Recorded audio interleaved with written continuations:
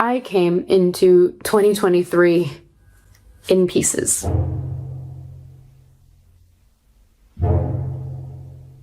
I know that you've told me before that your version of Snow White is different and it's more of a 2022 version of Snow White. What did you mean by that? I mean, you know, the original cartoon came out in 1937, and very evidently so. There's a big focus on her love story with a guy who literally stalks her. Weird. I'm sure a lot of people will assume it's a love story just because, like, we cast a guy in the movie, Andrew Burnap, great dude. Yeah. All of Andrew's scenes could get cut. Who knows? It's Hollywood, baby. Like, who has been the most exciting person for you tonight? Oh my God. Besides me. Took the words out of my mouth. Besides, I'm a narcissist. What an idiot I've been as a young person in this industry who has no filter and no idea what she's doing. If I'm gonna stand there 18 hours in a dress of an iconic Disney princess, I deserve to be paid for every hour that it is streamed online. You two clearly get along and respect and love I each have other. no idea what you're talking hater. about. Hater! All right. No, It's no surprise Rachel was not there earlier today when Gal received her star on the Hollywood Walk of Fame. Our rights are on the line, folks. Our reproductive rights. Come on. Go vote blue. And if you disagree with this sentiment, just hit the unfollow button. I don't need your business. Thanks.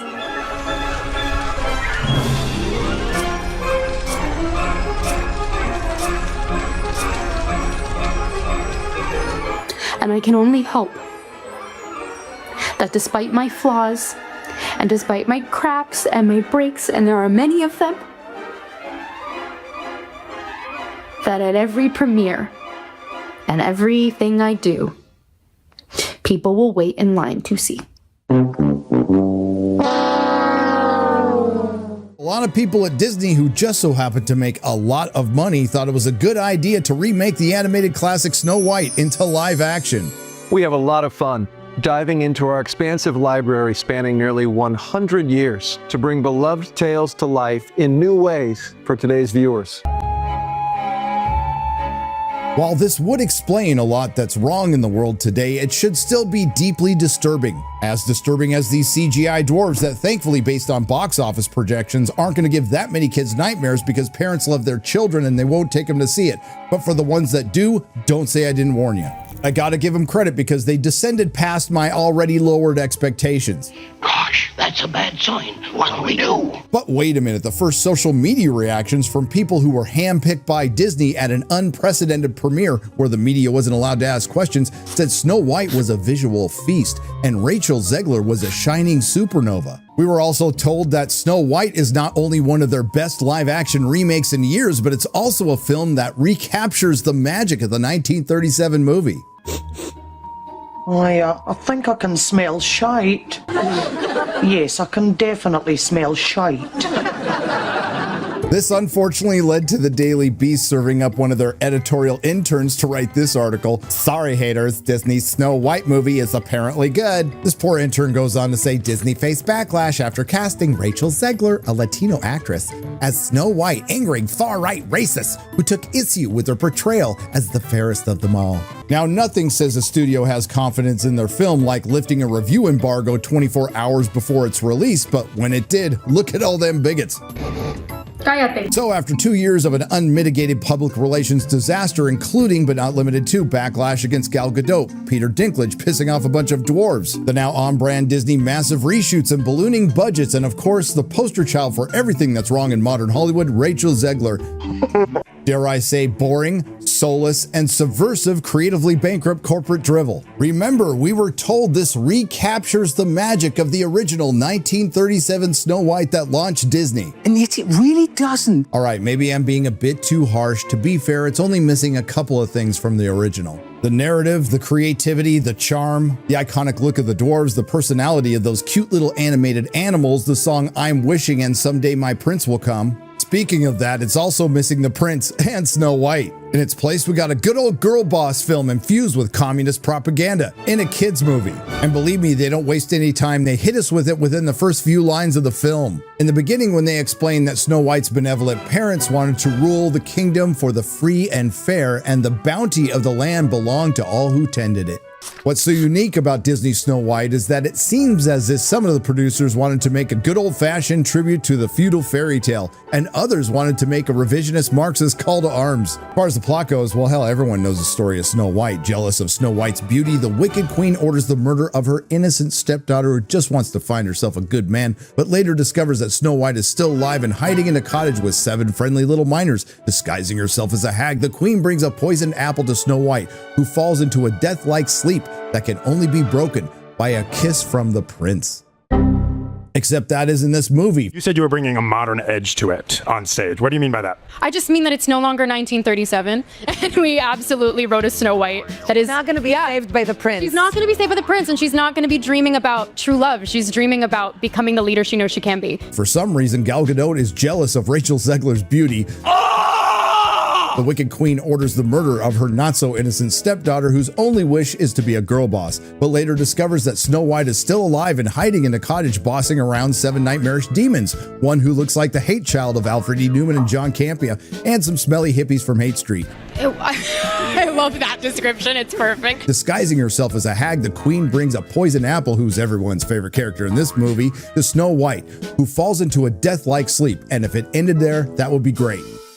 Unfortunately, it doesn't. That death-like sleep can be broken by a former actor she wants to hook up with, not a prince, who later helps her form a resistance to take back the communist utopia she was always destined to lead. In all seriousness, one of my favorite things in the world is when a multinational, multi-billion-dollar corporation that thanks concentration camps in China lectures us about the evils of capitalism. And yes, they got rid of the I'm Wishing and Someday My Prince Will Come song, and I didn't think about the title of that until now. Well, there ain't no prince coming in this one. Also, they can replace it with some feminist song about wanting to lead.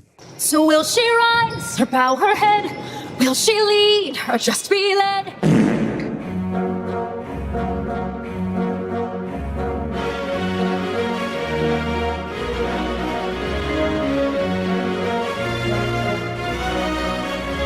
And to echo what some critics have said, including some that I trust and like, Rachel Zegler can certainly sing generic Disney trash. And to be fair, I'm not a fan of musicals, in particular Disney musicals, and even when the songs are considered good, they make me want to stick pencils in my ear. And as far as the characters are concerned, some will be remembered until the end of time in ways that Disney did not intend, but most of them will be forgotten by the time you get to the car. If you go, which I wouldn't recommend you do. We can start with the only single character that didn't do an injustice to the 1937's original, the Magic Mirror. Magic mirror on the wall, who is the fairest one of all?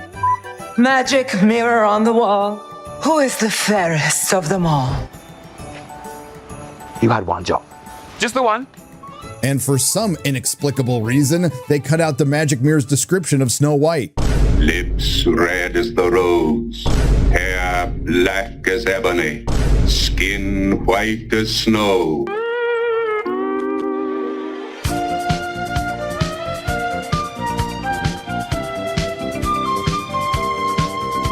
In Disney's version for a modern audience, it's when Snow White frees a potato thief and has a social justice awakening. Speaking of the potato thief, that's the replacement for the prince, who is now a black-pilled former actor and the leader of the bandits. Don't you dare mention things like quotas, because we all know, according to modern historians, this is what medieval Germany looked like. On the orders of the evil queen, he takes Snow White out to pick apples, and then he's supposed to kill her. But as he has his knife to Snow White's chest, he is overwhelmed by Rachel Zegler's beauty and kindness. Do it. What are you waiting for? No. Do it. Kill her.